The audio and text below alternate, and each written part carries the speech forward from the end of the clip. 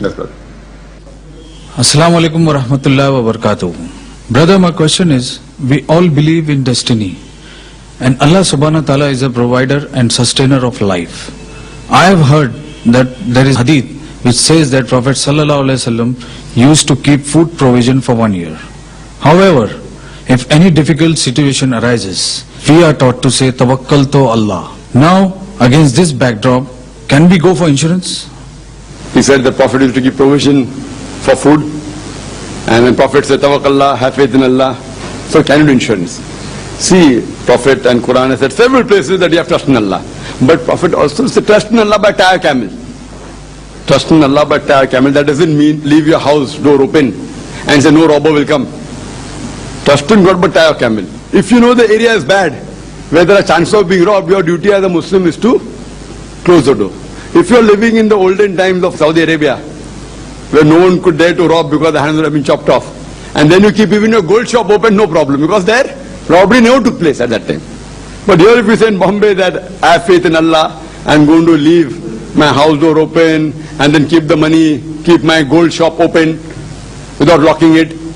So the Prophet said trust in God but tie a camel. Now coming to a basic question of insurance, can we do insurance is the main question. Basically, insurance per se is not haram in Islam. Insurance per se.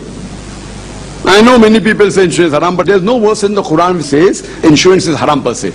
That's the reason when you give charity, minimum you have to give is 2.5% of the excess wealth, that is the minimum, zakat.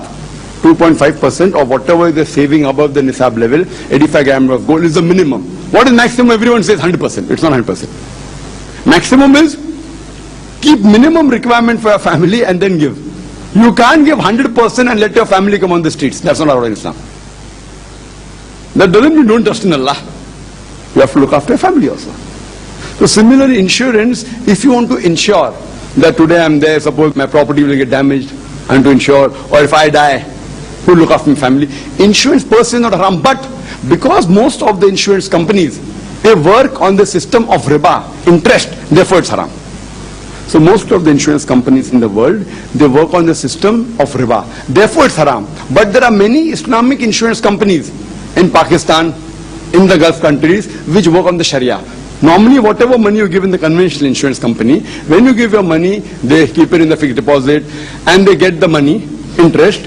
And if something goes wrong, if there are 100 people, 2 people have a problem, so they take the money of 100 people's interest and it may require only 60% people's money and the remaining 40 becomes the profit. Example, just an example. So in the Islamic system of insurance, they take your money and they invest in the Islamic investment or profit and loss sharing or any other investment which is not haram.